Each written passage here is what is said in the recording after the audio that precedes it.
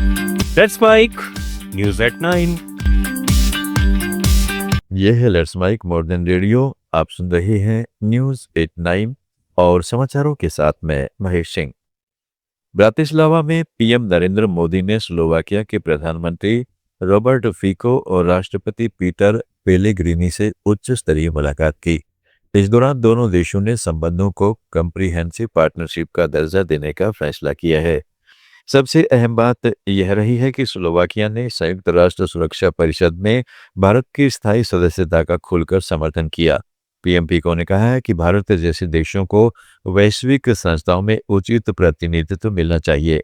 दोनों देशों ने व्यापार, निवेश, रक्षा और ऑटोमोबाइल सेक्टर में सहयोग बढ़ाने पर भी सहमति जताई है। यह दौरा भारत स्लोवाकिया संबंधों में एक नए युग की शुरुआत माना जा रहा है। आंध्र प्रदेश के मुख्यमंत्री चंद्रबाबू नायडू निवेशकों को आकर्षित करने के लिए 2 दिन की यात्रा पर सिंगापुर पहुंच गए हैं। उन्होंने कहा है कि भारत अब सोती हुई अर्थव्यवस्था नहीं रहा, बल्कि तेजी से बदलती हुई आर्थिक महाशक्ति बन गया है।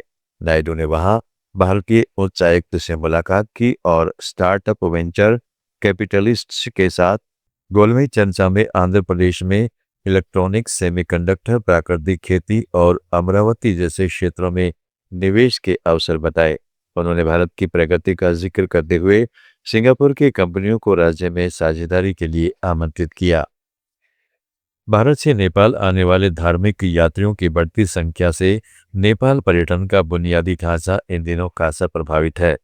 मुक्तिनाथ और स्वर्गद्वारी जैसे प्रमुख तीर्थस्थलों पर हजारों भारतीय तीर्थयात्री एक साथ पहुंच रहे हैं, जिससे आवास, शाकाहारी भोजन और बुनियादी सुविधाओं की कमी सामने आ गई है। नेपाल सरकार इसे आर्थिक अवसर मानते हुए धर्मशालाओं का निर्माण और शाकाहारी रेस्टोरेंटों की सूची बनाने की तैयारी में है। पर्यटन मंत्री खड़कराज पोडेल ने काठमांडू में एक मीडिया हाउस को दिए इंटरव्यू में कहा कि अगर भारत की आबादी का सिर्फ 1% भी नेपाल आए तो सालाना 1 करोड़ तीर्थयात्री पहुंच सकते हैं, जो नेपाल की अर्थव्यवस्था को नई गति देगा। बांग्लादेश के विदेश मंत्री डॉक्टर खलीलुर रहमान ने प्रधानमंत्री के सलाहकार जाहिद उर रहमान के दिल्ली हवाई अड्डे पर हुई देरी और वापसी की घटना को अप्रत्याशित और खेदजनक बताया है। ढाका में विदेश मंत्रालय में पत्रकारों से बात करते हुए उन्होंने कहा है कि मंत्रालय इस मामले में उचित कदम उठा रहा है और जल्द अपनी स्थिति स्पष्ट करेगा। जाहिद हिंद महासागर तटवर्ती देशों के अंतर्राष्ट्रीय संगठन इंडियन ओशन रिम एसोसिएशन की बैठक में शामिल होने दिल्ली गए थे, लेकिन इमिग्रेशन चेक के दौरान वॉच लिस्ट पर नाम आने से उन्हें घंटों इंतजार करना पड़ा, जिसके बाद उन्होंने वापस लौटने का फैसला किया। भारत और नेपाल से जुड़ी सीमा पार रेल परियोजनाओं को लेकर काठमांडू में 11 और 12 जून 2026 को हुई 10वीं प्रोजेक्ट स्टीयरिंग कमेटी और 8वीं ज्वाइंट वर्किंग ग्रुप की बैठक में दोनों देशों ने कई अहम रेलवे प्रोजेक्ट्स की समीक्षा की। इनमें Raxaul Kathmandu broad gauge rail line, Jaynagar Bijalpura Bardibas और जोगबनी विराटनगर लाइन शामिल है। बैठक में जनकपुर से अयोध्या तक यात्री ट्रेन सेवा शुरू करने के लिए स्टैंडर्ड ऑपरेटिंग प्रोसीजर पर भी चर्चा हुई।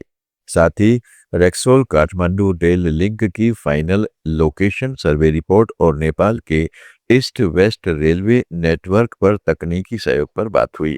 इसके अलावा व्यापार को आसान बनाने के लिए ट्रांजिट संधि में बदलाव के बाद नेपाल को भारतीय बंदरगाहों तक बेहतर रेल कनेक्टिविटी मिलने की उम्मीद है।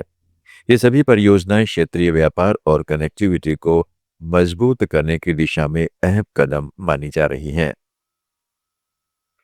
भारत और पाकिस्तान के बीच ऑपरेशन सिंदूर के बाद पर्दे के पीछे 3 दौर की ट्रैक 2 बातचीत होने की खबर सामने आई है। इसके बाद पाकिस्तानी विशेषज्ञों और पूर्व राजनयिकों ने दोनों देशों के बीच संवाद बढ़ाने पर जोर दिया है। पूर्व राजदूत मलिहा लोधी ने कहा है कि बैक चैनल डिप्लोमेसी फिर से शुरू करना बेहद जरूरी है, क्योंकि दोनों देश लंबे तनाव को और नहीं झेल सकते। आप सुन रहे थे let's mic more than radio. Follow कीजिए हमें हमारे सोशल मीडिया प्लेटफॉर्म्स पर।